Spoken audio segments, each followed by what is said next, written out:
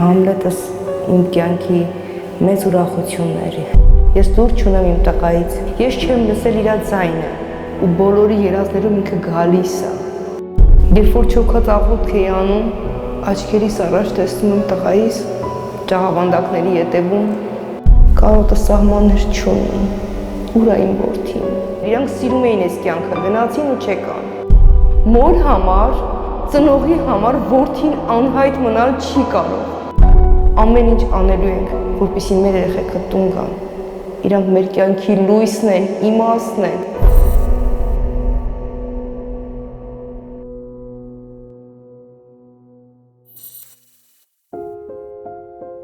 Համլետս իմ առաջնեկն էր։ Ես էլ փոքր էի ժամանակ որ ունեցա Համլետից։ Մեր տան, մեր կյանքի նոր փուլ սկսվող իմ կյանքի ամենամեծ երջանկությունը, ուրախությունը Համլետից ծնունդը։ Համլետս ծնվեց 2001 թվականի օգոստոսի 21-ին եւ մեր կյանքը լցվեց մեծ ուրախությամբ։ Համլետս իմ առաջնեկն էր, այո։ Մի հատ կյանքի կտոր, մի հատ չգիտեմ ինչ ասեմ։ Բոլոր ծնողների համար իրանց երեխաները շատ քաղցր են, շատ լավն են։ Շատ ակտիվ երեխա էր, շատ ակտիվ, շատ էներգիայով լի։ Միշտ սիրում էր խաղեր խաղալ, միշտ սիրում էր տարբեր տեսակի բաներ սարքել։ Հետաքրքիր էր իրեն կյանքը, հետաքրքիր այն մանկուց, այն փոքրուց երևում էր, որ ինքը այս աշխարհը շատ է սիրում։ Ասում էր, այս կյանքը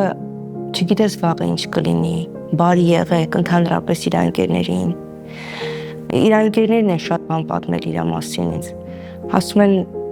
դու գիտեք ինչքան դուխով էր Համլետը, դու գիտեք որ ամեն ինչ հաշվի էին նստում Համլետիս հետ։ Իրանք ազդվում էին նույնիսկ Համլետից։ Եթե մի բան էին կազմակերպում, պետք է անպայման Համլետս իրանց կողքը լիներ, ուներ լավ շրջապատ, լավ ընկերներ։ Մինչև հիմա էլ իր ընկերները գալիս գնում են ու չեն մոռացել ոչ Համլետից, ոչ մեզ, շատ ու շատ իրեն։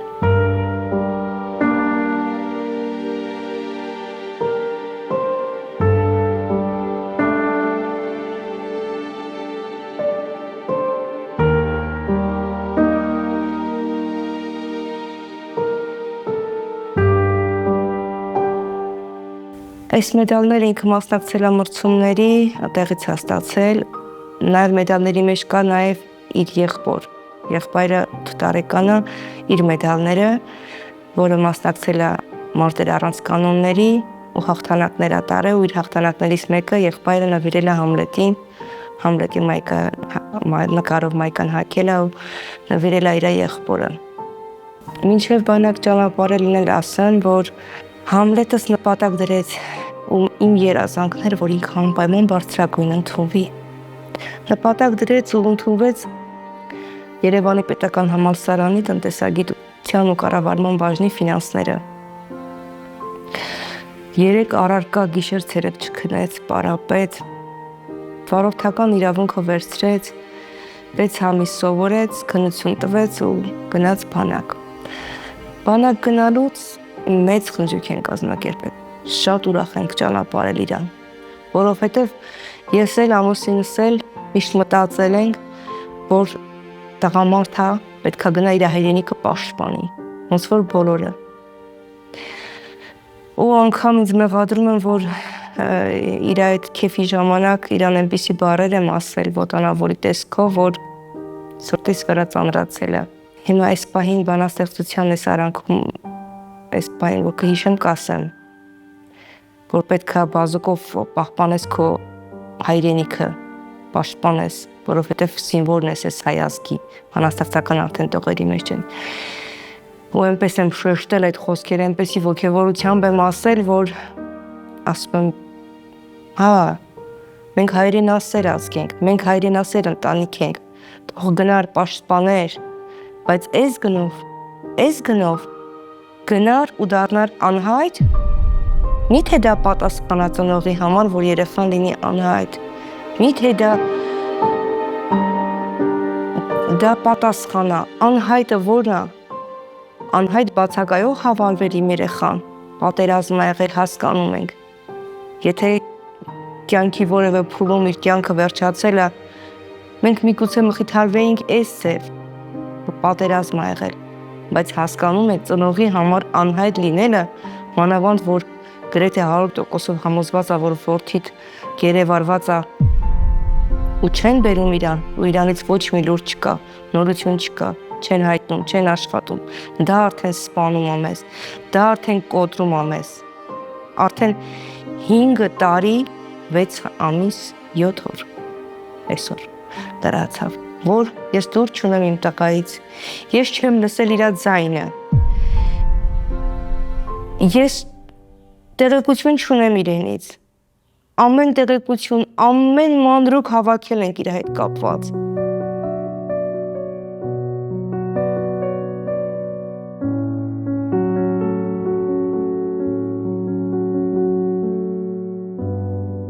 Ինքը ծառայում էր Սիսիանում, Սիսիանից իրանց պոստերից իջացնում են ու տանում են Ղարաբաղ, Կռվի։ Այնտեղ մասնակցում այդ թեժ մարտերին, հոկտեմբերի 8-ին տանում են, հայրը ինձ չի ասում, խնայելով ինձ։ Ասում է, տղաս ասում, ամեն հանգարց չասես, չի դիմանա։ Բայց ասում է, պիտի գնամ։ Անպայման պիտի գնամ, որտեղ եմ ընկերներ, անտեղ ես։ Ու գնում է հոկտեմբերի 14-ին իրանց Ուրալ Մակլիշի մեքենաներն այրում են, ինքը փրկվում է։ Վիրավորում է ստանում գլխի եւ ձեռքի հատվածում, որտեղ կադրերը երևում են տելեգրամյան ալիքով, հենց Ադրբեջանի թիները իրանք գցել էին այդ վիդեոն, տեղադրել էին տեսանյութը, որտեղ մենք տեսանք ու դիմեցինք մի հետ։ Մի հետը բավարարեց մեր հայտը։ Երեխեն համարվեց բռնի անհետացած, ենթադրյալ գերի։ Դրանից հետո մեզ զանգում եմ ԱԳՆ, արտաքին գործերի նախարարություն, ասում եմ ինչ կա գերիներից, ինչ նորություն կա, ու ասեմ նաև, որ ես երեխուց էլի տեղեկություններ ունեմ, ուղղակի հիմա չեմ ուզում բարձրացնեմ երեխու անվտանգությունից ելնելով, որ մենք գրեթե, ասում եմ 99% գիտենք, որ երեխան այնտեղ է։ Զանգում եմ ՄԱԳՆ, ասում եմ ինչ նորություն կա գերիներից, ինձ ասում են տիկին ջան կներեք, նույնականացում ունեք։ Ասում եմ ոնց։ Բա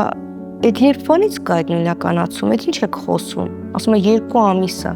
Ասում եմ, բա եթե ես ձեզ չզանգեի, դուք ինչ չէիք ասելու։ Ասում եմ, պարզեք ձեր հարցերը քննչականի հետ։ Քննչականին զանգում եմ, ամուսինս արագ գնում հասնում է քննչական,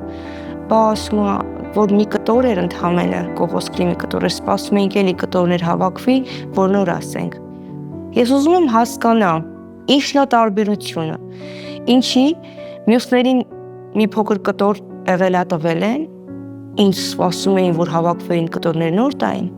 որովհետև դա իմ որդունը չէ։ Դա ունի երկար պատմություն, որը հիմա իմ երեխու գործը Նիկոլ Փաշինյանի ձեռքի տակ է 5 գործ, որից մեկն իմ տղայի գործն է։ Եվ ես հիմա արդեն նամակ ունեմ պատրաստած, կտամ, հիմա չեմ ուզում այստեղ մանրամասնել, թե ինչն է պատճառը, որ բացառվում է, որ դա այդ Կողոսկրի կտորը իմ տղային լինի։ Իմ տղան գերեվարվել է, իրան Ադրբեջանի սպեցնազն է բռնում, երևի մի 10 հոգի, ու տեսանյութում պարզ երևում է։ Ու դրանից հետո երեխայից լուր չկա։ Ու մինչև օրս ոնց կարող էր գերուց մնար այդ մի կտորը, կարաք ասեք, ոնց կարար մնար այդ մի կտորը, ոչ պայթյունի հետևանք ա եղել, ոչ չգիտեմ ինչ ա եղել, երեխան փրկվել է։ Ու այն մարդիկ, ովքեր որ թողել են երեխուն այնտեղ, իրանք էլ պիտի պատասխան տանես ամեն ինչի համար, հասկանում եք, մեր կյանքը խաթարել են, մեր կյանքը պատել են, չգիտեմ, մութի ու խավարի մեջ, մեր ցավն անդառնալի է, մենք չենք կարողանում այս ապրումներով ապրել, այս անորոշության մեջ ապրել, անորոշությունը դարձել է մեր ամբողջ օրը, մենք ապրում ենք դրա մեջ չհասկանալով, հաջորդ րոպեին ինչ կարա լինի, չենք հասկանում, իմ երեխան այնտեղ է, որտեղ է, ողջ է, ուր է, այս ամեն ինչը մեզ սպանում է, մեզ կոտրում է, մեզ տանջում է, բայց մենք չենք դադարելու պահանջել մեր երեխուն։ Ու իմ նման շատ ծնողներ քնարիք ջան։ Մենք պահանջելու ենք մեր որդիներին։ Մենք գրել ենք բաց նամակ, ուղղված Հայաստան Հանրապետության ազգային անվտանգության ծառայությանը, Արդարադատության նախարարությանը, Մարդու իրավունքների պաշտպանին, Մարդու իրավունքների եվրոպական դատարանին, միջազգային կառույցներին, դեսպաններին, անգամ նամակ ենք պատրաստել Հագայի դատարանին, բոլոր Արդարադատության նախարարությանը, քննիչ հանձնաժողովին, բոլոր նրանց, ովքեր մեղավոր են մեր երեխեքի անհայտությունը չպարզելու մեջ։ Բոլորը պետքա պատասխան տան։ Մենք ծնողներով չենք հանձնվելու։ Մենք մինչև վերջին շունչը պայքարելու ենք մեր երեխաների համար, մինչև չիմանանք իրական ճշմարտությունը, մինչև չպարզվի մեր երեխեքի ճակատագիրը, մենք հանգիստ չենք մնալու, մենք չենք լռելու։ Իմ տղան եւ իր հետ մյուսները չեմ ուզում առանձնացնել, իր հետ մյուսները գնացին երազանքներով, լի կյանքով, գնացին մեծ նպատակներ ունեցած, ամբողջ կյանքը իրենց առջևում էր, իրանք սիրում էին այս կյանքը, գնացին ու չեկան։ Ու հիմա ով է պատասխան տալու այդ ամեն ինչի համար։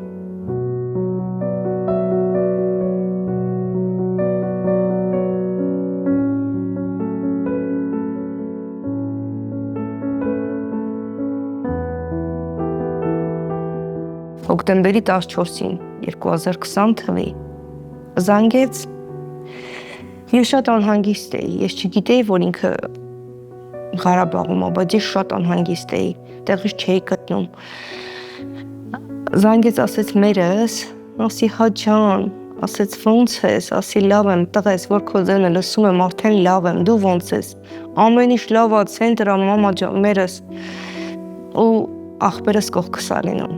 Ախպերս վերցնում է հեռախոսը, որս ասում եմ, չգիտեմ, ոնց դուրս կգանք շրջափակման մեջ։ Ինչ կլինի, կարանք տեղից դուրս գանք, թե չէ, շատ վատ վիճակ է։ Ու հետևում 14-ին խոսում եմ իր հետ, 15-ին իրաց մեքենաները տրակացնում։ Բայց որ ինքը հրաշքով փրկվում է, հրաշքով ազատվում է հետականատեսները կամ քննիչ հանձնաժողովը մինչև 24 թվականը քննչականը համարում էր, որ ծովվել է, որ որևիցե նորություն չկա, բայց 24 թվականին քննչականը այդ նոր աշխատող ընդունեցին, ինքը շատ լավ աշխատեց ու այդ մեկ տարվա արդյունքում պարզ դարձավ, որ այսինքն մենք ունեինք բոլոր փաստերը, բայց մեզ լսող չկար,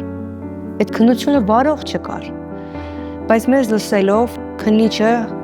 նոր այդ գործը վերցրեց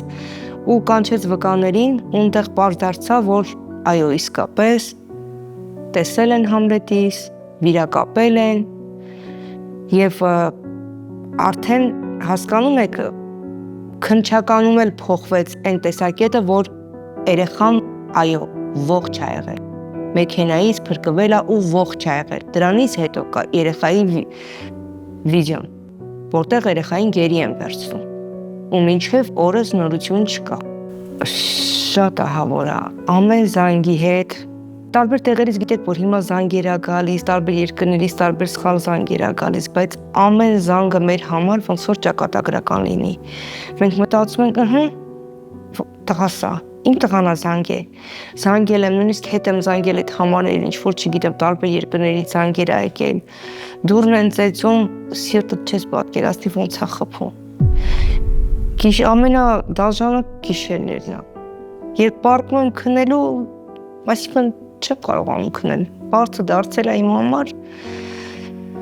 մի հատ դաժան չգիտեմ ինչ, ես չեմ կարողանում քնել գիշերները, ամբողջ գիշերը արթուն եմ մնում ու մտածում եմ, էլում գնանք դիմենք,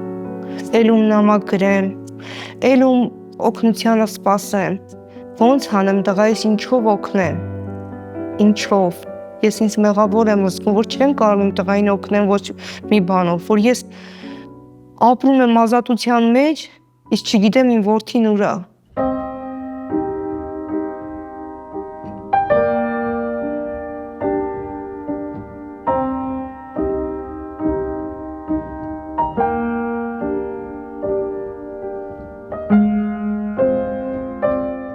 Երազներ տեսնում եմ ոչ միայն ես, այլ երազներ տեսնում են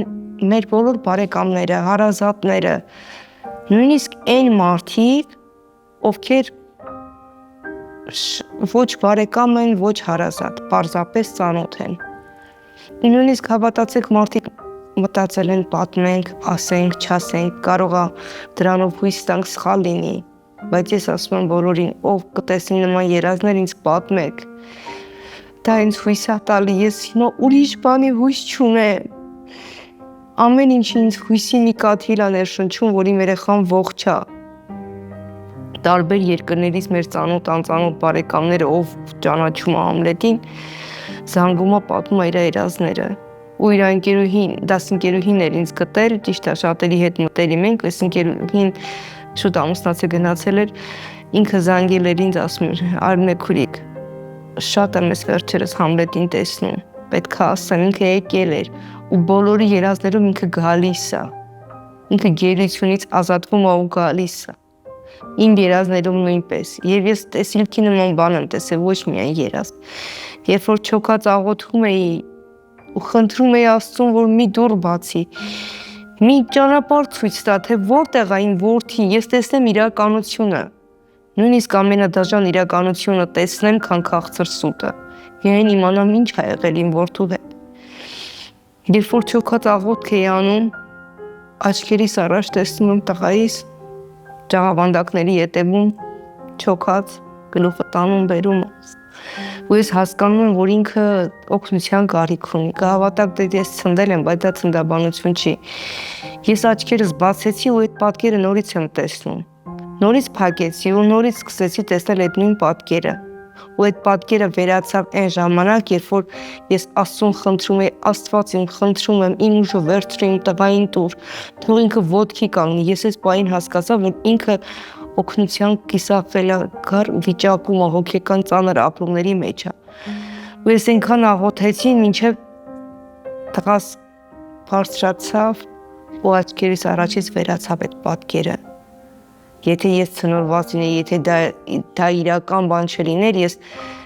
կշարունակեի տեսնել այնպես, ինչպես ես էի ուզում, թեկուզ գար ինձ գրկեր, բայց դա վերացավ, այդ պատկերը վերացավ ինձ մոտից։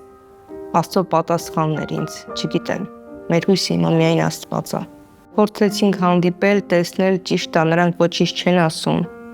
Ես հասկանում եմ, միգուցե պետք չի որ կոնկրետ ես չեմ հանդիպել, բայց մեր ծնողները հանդիպել են ու մեզ եկել տեղյակ են պահել, որովհետև այդ բոլոր ծնողները հնարավոր չի որ գնան հանդիպեն։ Հա, հանդիպել ենք, տեսել ենք, չեմ ուզում հիմա անուններ նշել, պարզապես այնտեղից մեկը նույնիսկ տեղեկություն ունենք, որ միգուցե հիմա պետք չի որ ես դրա մասին ասեմ, բայց կան բաներ, որ այո, իրանք շատ բան գիտեն, բայց թե ինչի չեն ասում, ինչն է պատճառը, պատճառ են բռնում, թե խաղաղության պայմանագրից հետո միգուցե բարձ դառնան մեր որդիների ճակատագիրը, միգուցե երեխեքը վերադառնան, բայց երբ, մինչև երբ, դռներ ենք ջարդել, ոչ մի բանի տեղ չգիտեի, ոչ մի կառույցի տեղ, բոլոր դռները գիտենք հիմա, օրերով, գիշերներով մնացել ենք ազգային ժողովի դիմաց, պաշտպանության նախարարության դիմաց, ԱԱԾ-ի դիմաց։ Համլետի դոշին ֆուտբոլկա գրված երբ էր արել, ինչի է արել։ Համլետը ինձ ասեց նման բան եմ ուզում անեմ, պապայից վախենում էր։ Ասի չանես, տղես։ Պապան չի սիրում նման բաներ, չի թողնի խոսա վրատ։ Մինչև բանակ գնալը, ավելի շուտ մինչև աղբոր ծնունդը, աղբերը ծնվել է 2018 թվականի մայիսին։ Մինչև այդ արդեն արել էր ինքը, 1 ամիս երևի։ Ու թաքուն էր պահում, այնպես էր հագնում մայկաները, որ չտեսնեինք։ Ես էլ չգիտեի, որ արդեն արել է։ Երբ որ ծնվավ փոքր տղաս, շամպայնը բացում են, ուրախանում են, որ նշես կրանում է, չգիտեմ ինչ վերցնի, այդ ժամանակ սենց մայկանից չնում է ու տեսնում է հայրը, ասում է, «Էս ինչ ես արել»։ Ու այն պահն, այն ուրախության պահն է, որ էլ չէր կարող խոսար վրան։ Դա իր ցանկությունն է եղել, իր կամքն է եղել, դոշին գրածա, միայն Աստված է ինձ դատավոր։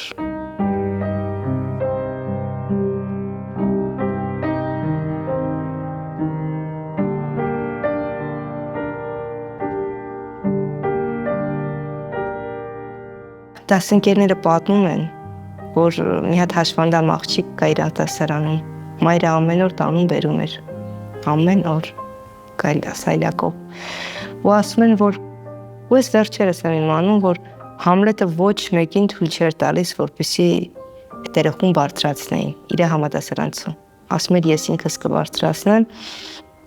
դուք կարող եք հանգարց լավ չբարձրացնեք, գցեք կամ բան, ու իրոք հոգատար էր, Միկին ասում է Երանը չճանաչեի քո տղուն կողքի շենքից մեր, ասում է տոպրակներով ծանր գալիս են, Համլետը ասում է եկավ, տվեք ձեզ օգնեմ, ասի տղա ջան ճանաչում ենք մենք իրար, չէ ասեց, տվեք օգնեմ, ասում է եկավ բերես բարձրացրեց մինչև 5-րդ հարկ, մարդկային սովորական բաներ են, բայց Համլետիս մեջ շատ կար նման բաներ,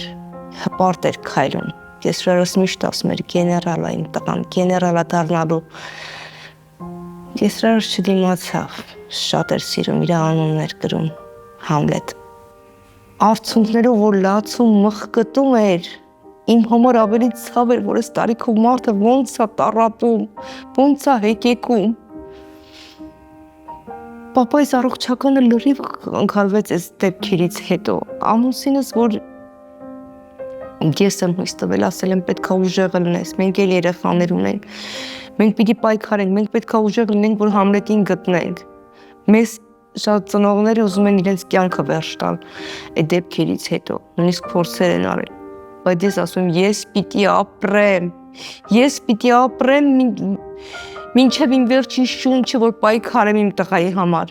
ես պիտի ապրեմ, որ ապրեցնեմ իր անունը, ես պիտի անընդհատ ամեն տեղ իմ Համլետի անունը հրապարակեմ, ասեմ, ես չեմ լռելու, երբեք, լինեմ վատառողջ, լինեմ, չգիտեմ, մինչև ասում եմ վերջի շունչս ես իմ Համլետին պայքարելու եմ, իմ Համլետին պահանջելու եմ ճշմարտությունը, իմ կիսուրը 8 տարի է արդեն հաշվանդամը,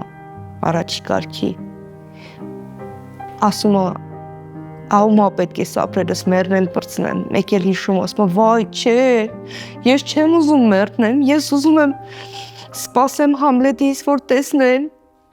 մինչև Համլետից չտեսնեմ չեմ մերնելու, ահա որա, մեր ամբողջ կյանքը գլխի վար շուռ եկավ, Հիմա իր պապայի թևոթիկունքը պետք է լիներ, հիմա արդեն միգուցե նշանված լիներ, հարց բերած լիներ, ես չգիտեմ հիմա ինքը ոնց է, իր տեսքը ոնց է փոխվել, բայց ամեն օր Աստծուն աղոթում եմ, թող գա, թող իմ կողքը լինի, ես գիշեր ցերեկ նստեմ իրան փայփայեմ պահեմ, մի հատ գրկեմ, մի հատ հոտը զգամ, կարոտն առնեմ, կարոտը սպանում, կարոտը սահմաններ չունի, ժամանակն ասում են բուժում, բայց չի բուժում ժամանակն ավելի է քեզ կոտրում, ժամանակն ավելի է քեզ սպանում, երբ սկզբի տարիներին մտածում էինք, որ մի բան կանենք, օգնեն մեր երեխուն տուն կբերեն, մեր երեխեքը կգան, գնալով ավելի ենք կոտրվում, ավելի ենք տանջվում, ես չեմ ուզում ընկնել են 90-ականների մեր ծնողների օրը, երբ իրանց հետ հանդիպեցինք, տարիքով արդեն տատիկների 70-80 տարեկան, մտածում եմ,